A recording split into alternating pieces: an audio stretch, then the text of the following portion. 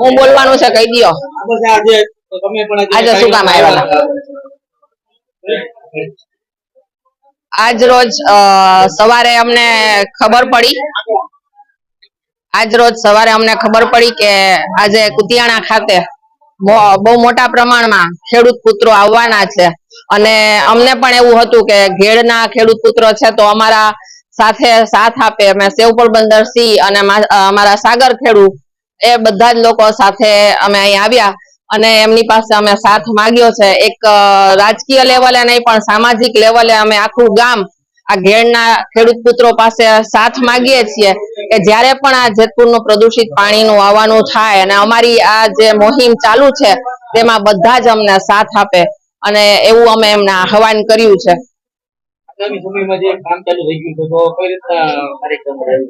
આગામી સમયમાં અમે આખું પોરબંદર સાથે મળી અને રેલી સ્વરૂપ છે, પોરબંદર બંધ રહેશે અને સમગ્ર ધીરે ધીરે દરિયાઈ પટ્ટી આખી 1600 કિલોમીટરની અને સમગ્ર ગુજરાત એની અંદર આ તમામ આંદોલન ચાલુ થશે। બાકી આ પાણી તો પોરબંદર એરિયામાં આવવા જ નહીં દઈએ।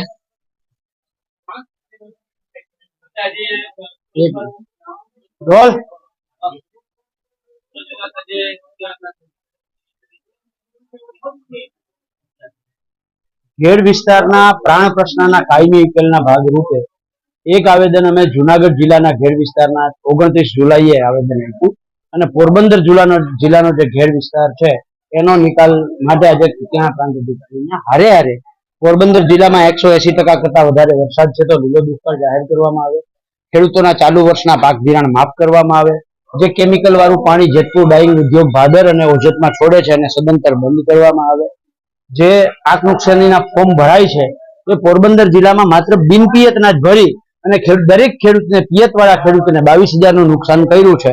તો એનો સમય મુદત વધારી અને ખેડૂતોને પિયતના ફોર્મ ભરવાનો સમય આપવામાં આવે। ખેડૂતોના જે જમીન ધોવાણ થયા છે એનું હજી સુધી સર્વેની કામગીરી ચાલુ થઈ નથી તો એનો સર્વે કરવામાં આવે। બેકરીનો પાળો જે તૂટ્યો છે એ 5 વર્ષથી તૂટેલો છે અને એના કારણે ઓછામાં ઓછા 40 થી 50 ગામ ડૂબમાં જાય છે તો આ એક પાડો સાંધવાનો છે 5 વર્ષથી સરકાર શાંતિ નથી તો એ બેકરીનો પાડો તાત્કાલિક ખાંધવામાં આવે।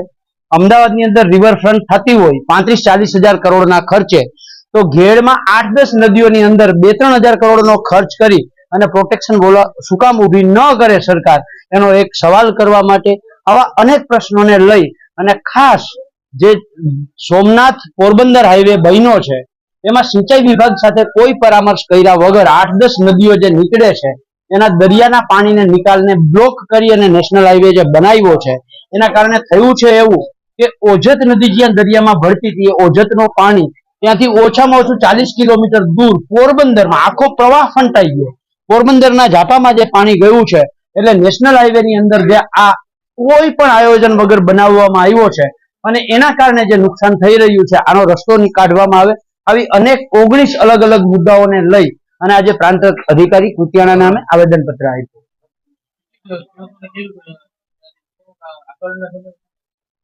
આજે ઘણા બધા અહીંયા જે બુઝુર્ગ હતા 70-80 વર્ષના વડીલો એવું મને કહેતા હતા કે છોરા છેલ્લા 20 વર્ષમાં કુતિયાણામાં ક્યારેય ખેડૂતો ભેગા ન થયા હોય એવા આજે પહેલી વખત ખેડૂતો ભેગા થયા છે અને કુતિયાણાની કચેરી પ્રાંત કચેરીમાં ખેડૂતો હમાય નહીં એટલા ખેડૂતો મોટી સંખ્યામાં ઉપસ્થિત રહી અને આવેદન પત્ર આપ્યું છે। આવનારા દિવસોમાં જો સરકાર આમાં કોઈ નિરાકરણ નહીં કરે તો આખું ઘેડના જે 100-125 ગામો છે એની અમે એક ખેડૂતોની પહેલા પ્રાથમિક મીટિંગ બોલાવી અને એમાં ચર્ચા કરીને આગામી રણનીતિ નક્કી કરશું। જરૂર પડે તો અમે ખેડૂત મહાપંચાયત બોલાવીશું, જરૂર પડે તો અહીંથી ગાંધીનગર પગપાળા જઈશું અને જો